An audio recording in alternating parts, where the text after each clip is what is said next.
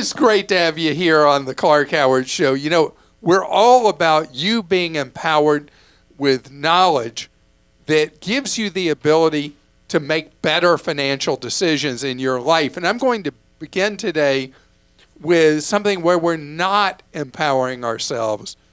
It's the amount of credit card debt that so many of us, so many of our fellow Americans are carrying. And I want you to know, if you're in debt, you are not alone. Listen to this new stat from Bankrate. Half of the American people now are in credit card debt. We're going to talk about strategies to take that debt away. Later, there's a lot of problems with distracted driving. I'm going to give you an example when we talk about this later. And insurers are looking for any way they can to get us to keep our eyes where? On the road. I'm going to talk to you about that. So, Americans have been really stressed by the inflationary cycle we went through in the aftermath of COVID, because of COVID supply chain, all that. We know all that. And even though the inflation curve has bent, it's not like prices are going back to where they were in 2019.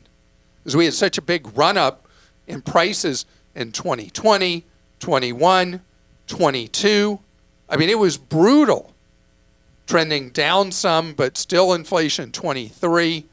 And this year, it may not feel like it, but pretty much the inflation beast has been pretty well slayed. But the damage was already done.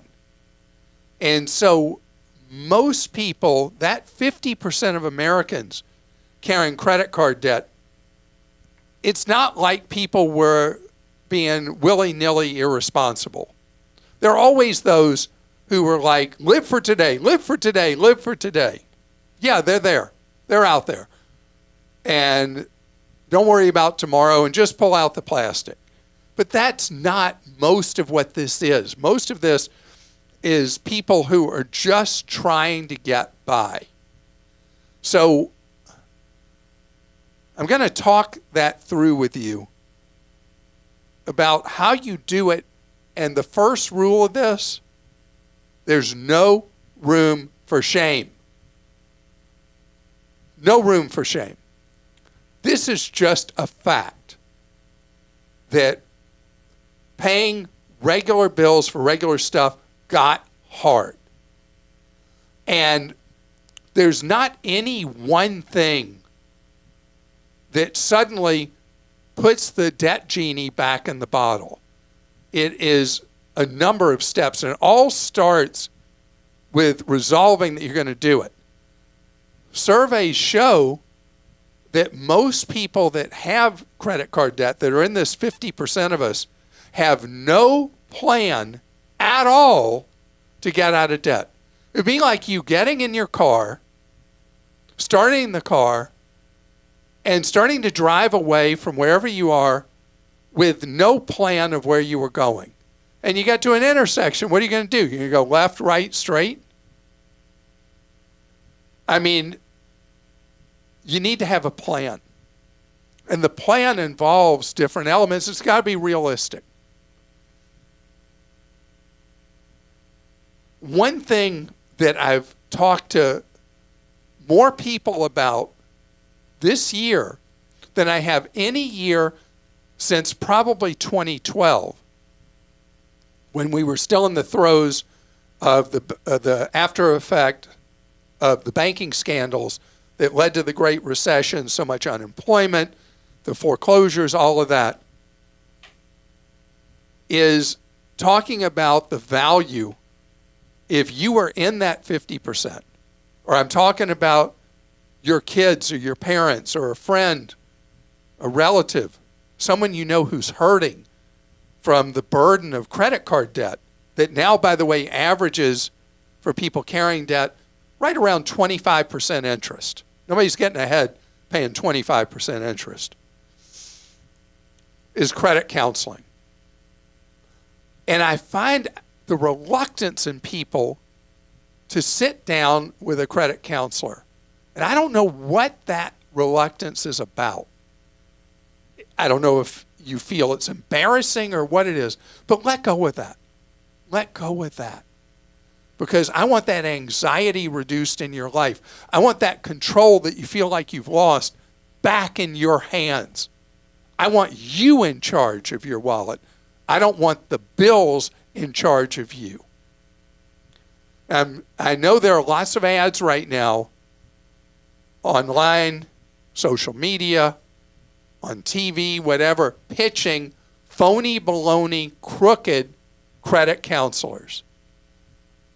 There are a lot of snakes in the grass. Every time we go through a cycle of more credit distress, these people come out of the woodwork. Snakes in the grass come out who are phony credit counselors or debt management companies that say they're going to wipe your debt out for you. To find a legit, there is an industry organization called the National Foundation for Credit Counseling, nfcc.org. Understand that people have to hear it more than a dozen times before they'll go to the website or make the phone call. So I'm not going to say nfcc.org 10 more times right now, but that's number one. I have to say, can I just add something in here? I was recently talking to someone who was in credit card debt, and she said, well, is this legit? And she showed me a text, and it was for a debt relief company, and it had the picture of a famous person on TV, like he was promoting it. And I don't know if he was or was not, but again, I was like, it doesn't matter. So you're starting to see a lot of these, and people do use people's images without permission, so just be aware of that too. So we definitely are in that era. Mm-hmm. Let's talk about things you can do yourself. When somebody opens up to me about their debt, first question I ask, are you still using credit cards? And I'd say 99% of the time, not scientific, but pretty much everybody with almost no exceptions is still using credit cards. So I want you to think about that. You're not going to get out of the cycle of credit card debt if you're still using credit cards. This is when you go to radical surgery on your finances. Because remember, every time you pull out that credit card, something's not costing you $1, it's costing you $1.25 because the interest that is going to be charged. And you're not getting anywhere getting the credit card debt under control.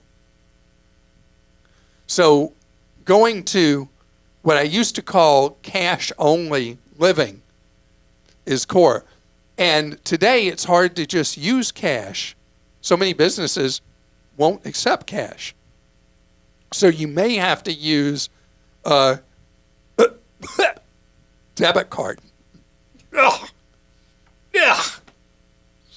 A piece of trash, fake Visa or fake MasterCard, you may have to use at a lot of places instead of cash.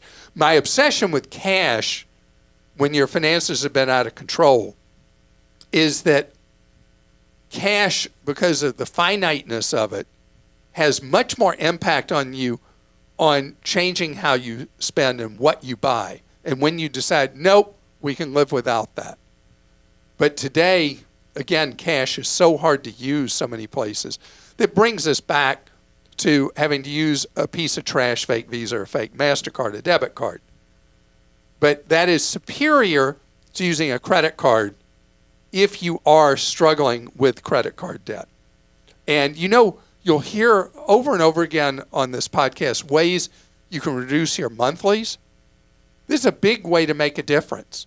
The thing we did recently about how you can save $1,000 a year to $1,500 a year on what you pay for a cell phone. All the ways now you can reduce what you pay for home internet. All the ways you can reduce what you pay for video content. Just 3 monthlies that people feel like are just baked in that you can reduce or eliminate the costs of. And so these things are ways you can attack what your outgoes are and have more money to attack the balance you owe on these credit cards. So I want to leave it there, and I want you to know there's hope. If you feel there is no hope, I have had the privilege over the last 40 years of talking to person after person who was overwhelmed and then got financially healthy. It can happen for you too. I love that. All right, this is from Jennifer in Indiana. Last year I was able to get 2 Taylor Swift tickets for my daughter's 16th birthday. It was no easy feat, but I got an access code and got tickets. The show, which is her last one in her North American tour, is not until November, so my daughter has waited over a year to use her birthday gift. Wow. Recently, we looked online to see some of the resale prices for tickets. Similar seats to ours are going from anywhere from $3,300 to $5,000 a piece. I spent $254 per ticket. Oh, yeah. She is thinking that she needs a car much more than she needs to see Taylor, and I support this and think it's too hard to pass up. Can you tell us what is the best or safest way to resell these highly sought-after tickets? What do you recommend? Because normally I would say StubHub or Ticketmaster's resale site. The easiest way to do it is definitely Ticketmaster, and because it's like official resale tickets, because she likely bought them through Ticketmaster, that's how these are being sold. That's how it was. And so $254. it'll show up as an official resale, and it's easy to transfer the tickets. So I wouldn't do anything but that if it were me. And what commission does Ticketmaster take making money a second time? I would have to look that up. I'm sorry, I didn't do that before we. That's okay. That's okay. But the point is, this is really mature on your daughter's part. It is. 16 3/4 years old, deciding that having close to $10,000 towards a car beats 3.5 hours as a Swiftie. And there are people who disagree. They would say, walk, but go see Taylor Swift. It is the mature choice to score the $8,000, $9,000, $10,000 on the tickets and be able to buy a car that you can use every day. So it looks like Ticketmaster charges a 12.5% service and order processing fee. That's not. But that might be, that is not included in the ticket price paid to the seller. Okay, but it's not. I mean, it's highway robbery, but it's not atrocious. Right. I mean, you think about what it costs Ticketmaster to make that happen as pennies, and they're making money selling them originally. They're making money on the resale. This says on Ticketmaster's website, it says that it's free to sell. So then they charge the buyer the extra fees. Okay. Yeah. That's like how auctions work. You know, if you're selling some kind of rare painting or whatever, that's how that works, is the buyer pays the fees. Boy, that is a great show, though. But you can watch the movie of the concert, which is really great. I know it was on Peacock. I don't know where it is now. And hopefully she'll do another go around on the tour, and it'll get cheaper. They're not doing it in those, what do you call those theaters, movie theaters? IMAX? I don't know. That would be cool. With the great sound, and you're enveloped in it. I would think that would be an IMAX kind of thing. It's an awesome show. Okay, Lucas in California says, went? Oh, my daughter and I went, and my friend got tickets. We tried to get tickets and we couldn't, and my friend sold them to me at face value, which was incredibly generous. So you bought your friend a car? I should have. It was everything everyone says it is. Lucas in California says, "Hey Clark, I've had a credit card for 4 years now with a credit score of 810. The only issue is my credit limit is only $1,000. I use my credit card every few months, and I also have a monthly bill from Spotify on there at $12 a month. I'm wondering how or what to do so I can get a credit limit increase. I've called and asked and got denied. Now I don't really need it at the moment, but I'm just thinking for emergencies or something. I'd feel more comfortable knowing I had an available credit line of up to $3,000. What do you think I should do? So, first of all, I'm going to take a wild stab. This is Capital One. It is indeed. Capital One, the reason I guessed that, and I could have been completely wrong, Capital One takes chances on people who don't have a history of a lot of credit cards. And I'm gathering from what you're saying, this is the only card Lucas has. It sounds like it, yeah. So, and a great credit score of over 800. And Capital One does these, what I call training wheel credit cards, a $1,000 limit. And then they never seem to want to raise the limit on those.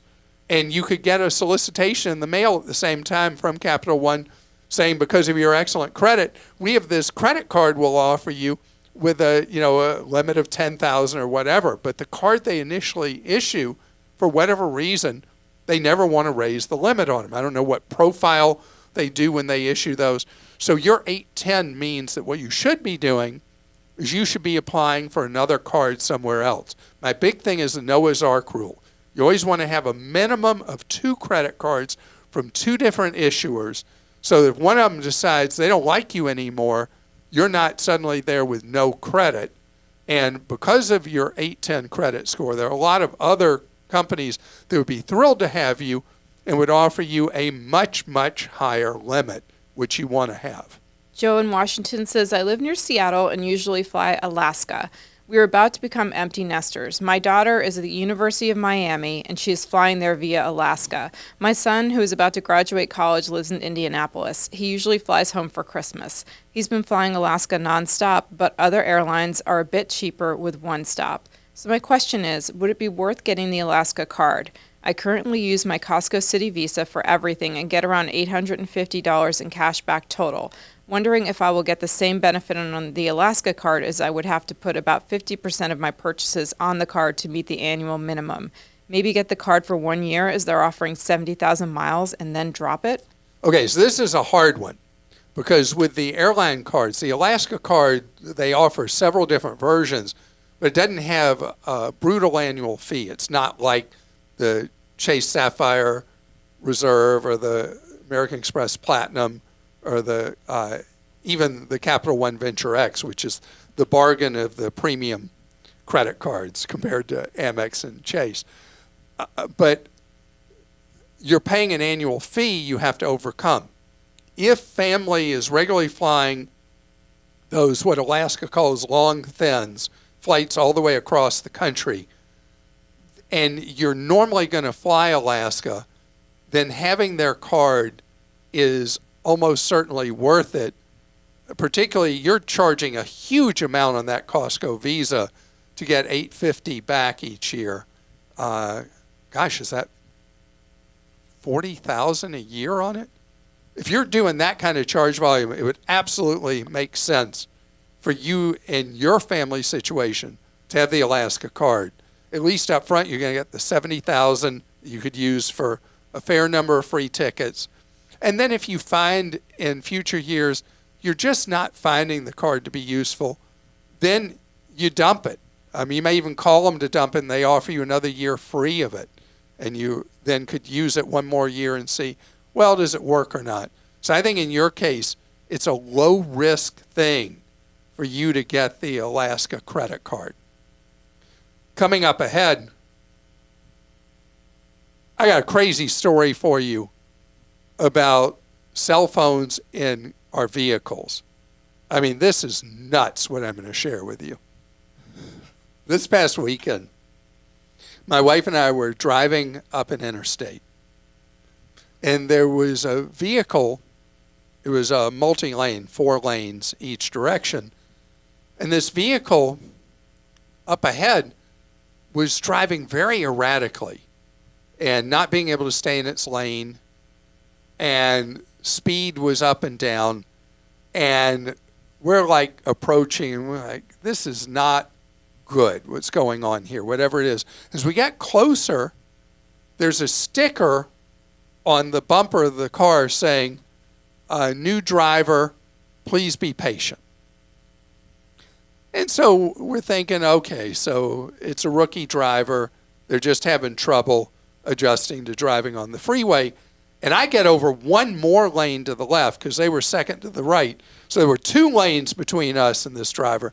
And as we're passing this driver, oh my goodness, the person has their cell phone. There's a new driver right in front of her face, and she's taken the other hand and she's punching in a text. And the reason the car is weaving is nobody's holding the steering wheel. It was just her in the vehicle. So one, she's not looking at the road. And second, she's not holding the steering because she's typing in a message. Oh my goodness. The addiction to cell phones is so strong, it draws us in so hard that think how often you're at a red light and the person in front of you does not go because they're looking at the phone. Then somehow people toot the horn behind them and they make the red light when it turns green, but the rest of us don't because they used up all our green time. Oh, that's nothing though compared to the wrecks that are happening all the time. Single vehicle tragic accidents and ones involving multiple vehicles. So Progressive Insurance, I read this cool story on Ars Technica that Progressive Insurance came up with a gamification strategy. And they got people that are participants with their device that spies on you while you drive on your phone, the app.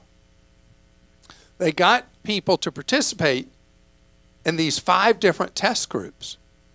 And people who participated in group 1, and I'm going by memory, I apologize for that. In group 1, they just would get educational material sent to them about how dangerous it is to look at your phone while you're driving. No change in behavior. And group 2 got that and a few other things. No change in behavior. Pretty much group 3 with a few more things thrown in. No change in behavior. Groups 4 and 5, huge change in behavior because Progressive offered prizes to people. And group 5, they offered a meaningful amount of cash, not a huge amount, but meaningful amount of cash if people use their phones less. And the amount of distracted driving time went down by over 25% for groups 4 and 5 when there was actual tangible benefit that people need. I mean, it's an addiction to pick up that phone. People need somebody to say, show me the money, and I won't look at the phone. I used to have a bad habit of looking at my phone when a message would come in or whatever. And what I started doing is if I picked up my phone to look at it while I was driving, I'd say, no, can't do that. I'd throw the phone in the back seat. And then I couldn't even get my phone till I stopped somewhere. I mean, I know what a strong addiction it is. And the accident rate, it's no accident why the accident rate has gone up so much. 2 things have happened. One is that we're looking at the phones, and that's a big contributor. The second is that the vehicles we buy have far more power and acceleration than they used to. And so we're driving much more powerful, much faster, and the acceleration is an issue too, vehicles than we used to. These things are a bad combination. At the very least, the one we can make a difference about is the use of the cell phone. So whatever it takes, whatever strategy will make a difference for you, I hope you'll come up with it. And know that one instant can lead to an accident or a really tragic one. And who wants that? How do you control your use of a phone? My phone is on the console and I never look at it in my car. So, but I'm not good about putting it down all the time at meals and stuff like that. I'm working on it.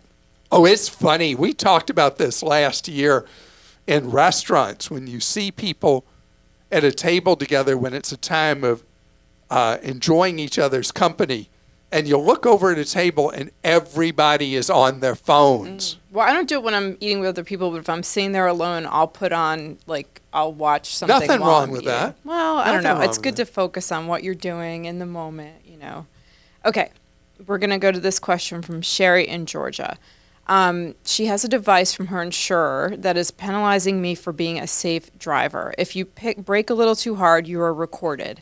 I've had this insurance company for years. This is the first recording device I was told I had to use. Had to use. They are raising my rate over $400 for my 6-month renewal. I have to pay over $100 extra per month because I brake too hard too many times. I drive in crazy traffic. You have to brake to avoid having an accident. People need to be warned about agreeing to use these devices. So you said an interesting thing here. You said agreeing to use, but you said you had to. These devices can be a blessing or a curse. If you tend to violate the things that their parameters say, they're going to kill you on the cost. And on the other hand, if you drive like the proverbial little old lady, the stereotypical little old lady, then these devices will be a benefit to you. I'm not excited about the ones that track everything you do. I am excited about, and I've talked about, the ones that charge you strictly by how many miles you drive rather than spying on how you drive. And the reason those don't bother me is the fewer miles you're on the road, regardless of your driver profile, the smaller the chance you're going to be in an accident, just because if you're not out there, you can't be in an accident.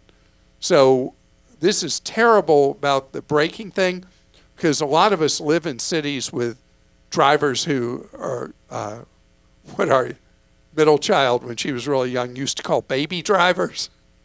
That'll do these rapid lane changes, and they'll get right in front of you, and then you've got to jam on the brakes so you don't run into them, cutting you off.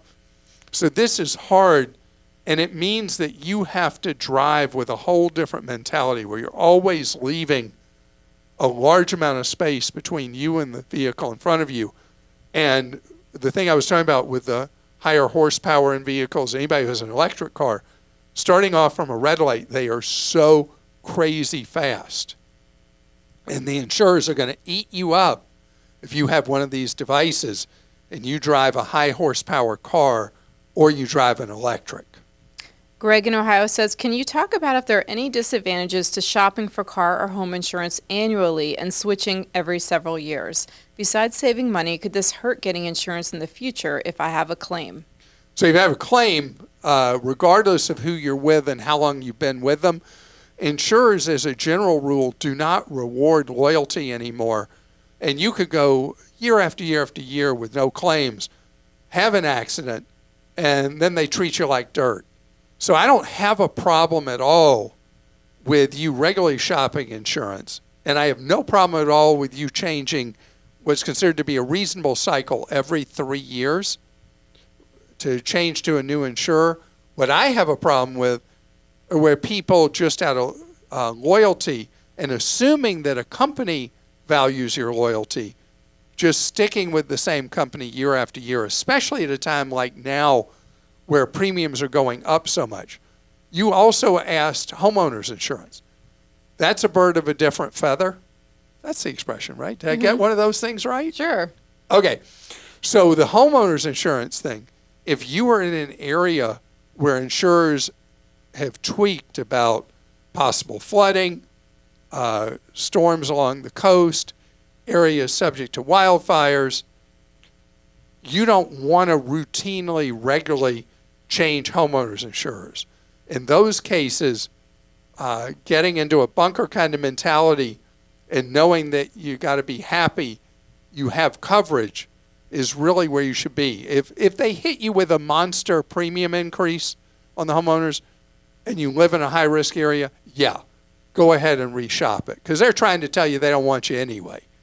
But if the premiums are just moseying along and you're in a high-risk area, it's not really a great idea to routinely switch. If you're in a lower risk area or a low risk area, yeah, shop it just like we talked about with the auto. Lucy in California says, I will be going to New York in early December for the first time with my husband for 5 nights for some holiday cheer. Hotels in Midtown Manhattan are expensive, over $500 a night. No, they're not. I could spend 23,000 points per night on a Hyatt Place in Midtown for 2 or 3 nights and stay in Secaucus, New Jersey for the remaining nights. Is it worth it to use that many points for a hotel?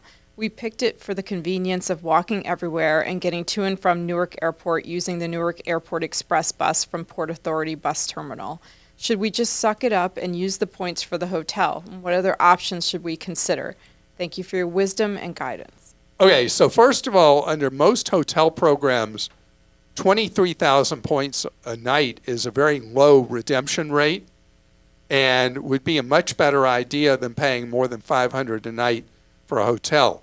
Whatever you do book, though, and we'll talk about New Jersey in a second, whatever you do book, make sure it's refundable. Whether you book Hyatt with points or you book a room for whatever dollars a night, have it be refundable, because hotels now have gone to a newer booking pattern where ahead of time they're like almost throwing spaghetti at the wall and hope it sticks. They're hoping they put these really high prices posted months in advance, hope people will book, they set it and forget it. And this is why I've talked repeatedly how important it is, particularly now with the economy going into a little bit lower gear, you reshop your hotels the week you're going. And that's why you always want to book a refundable hotel. Now let's talk Secaucus. So I ride the bus. What's the bus number I ride? I forget what it is, but I ride it from the Port Authority bus terminal out to Secaucus to go to the Sam's Club and Walmart that are next to each other. And the bus ride's pretty quick.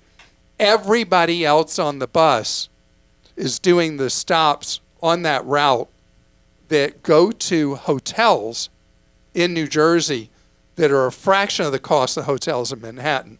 So it means you have one additional thing you've got to do the beginning of each sightseeing day and the end of each sightseeing day, but the money savings are great, where you stay at one of these hotels near Secaucus, you ride the bus into the Port Authority bus terminal, you're in Midtown, and you just go about your day, and you're saving several $100s a night doing it. The other area people are staying at a lot is Long Island City. Long Island City is where Amazon originally was going to build their, what they called H2, their second headquarters, and all these hotels sprung up there. There were already a fair number. A lot of these hotels were built with anticipation of Amazon coming. Amazon didn't go to New York. They didn't go anywhere with H2. And so now there are a lot of hotels there that are underutilized. It is a 3-minute subway ride from the Long Island City hotels into Midtown Manhattan. And that's another way to save a lot of money. The third way, gosh, I feel like I'm doing a full New York travelogue, Christa. The other way is to stay, particularly on the weekends, downtown in the Wall Street area. A lot of the hotels down there charge very high rates Monday, Tuesday, Wednesday nights, maybe Thursday nights, but especially Monday, Tuesday, Wednesday, when there are actual business travelers going into the financial district. But really the rest of the nights, you can find crazy good hotel room nights for decent hotels down there at the lower end of Manhattan. The subway ride to Midtown, depending on which part of Midtown you want to go to, is 8 to 12 minutes from the area of the financial district. Puts you right by Battery Park City, which is beautiful, right by the ferry to go to the Statue of Liberty, ferry to go to Staten Island, and that's a great place to go. And how did this turn into a travel podcast just then, Christa? Well, that's why I put it last, because I felt like I I needed would one to not talk shut about up. it. I would and not it shut up be because I great. love travel so much. Lane finally went with me one time to the Sam's and Costco in New Jersey. Oh, nice. We needed some stuff. It's so much cheaper in Secaucus than just about anything is in Manhattan. Well, what a wonderful time to go to Manhattan for your first time in December for the holiday cheer. It really is unlike any other place. The windows on Fifth Avenue at the few remaining department stores are so fun to see in December. It's just great. And the city is magical. It really is at from Thanksgiving on through. And last year I got to see them blow up all the floats for the Macy's Thanksgiving Day Parade. And people line up. There's like a tour that people line up for just to see the floats being prepared for the Macy's Thanksgiving Day Parade. I mean, it is a fun experience. So enough about that. And thank you so much for joining us on today's podcast. And I want you to know we've got great stuff for you in our newsletters. And our newsletters, what's really great about them is they're free and priceless at the same time. We have the Clark newsletter, we have the Clark Deals newsletter, and all you do to sign up for them is go to clark.com/newsletter or newsletters, sign up for whatever newsletter or newsletters you want. And one cool thing that I insist upon is we make it as easy for you to unsubscribe if you're like, wow, Clark sure hyped those newsletters. I just don't get it. We make it just as easy for you to can the newsletter subscription as it is to sign up. And I think every site should make it, every business should make it as easy to sign up for something as it is to leave it. Oh, speaking of which, I'm going to go even longer here. Christa, do you have a Costco executive membership or a regular? Executive. So I have a family member who signed up for executive because of how much I was all excited about I thought it. that was a requirement for working for you. Well, this is a family member. Okay. And they didn't go to Costco enough to make the executive pay. So Costco, if you go on their website and or let's say you're a Gold Star member, a regular member, you want to become executive, it's just one click on the website on your account to go to executive. What if you discover it doesn't work for you and want to go back to a regular membership? You can't do it on the website. You have to call a number, and this family member tried that number, was never able to talk to a human. That's so un-Costco-like. That's just not right for Costco to do it that way. I'm unhappy with my sorry. Costco. Our dog is named Kirkland Signature. If you're going to make it possible for people to, quote unquote, upgrade from regular to executive on your website, you should also make it possible for people to downgrade on your website. That breaks trust with your members when you don't do that. How about that, Costco? Fix it. Fix it. And know what we're about. Giving you ways to save more, spend less, and avoid getting ripped off. See you tomorrow.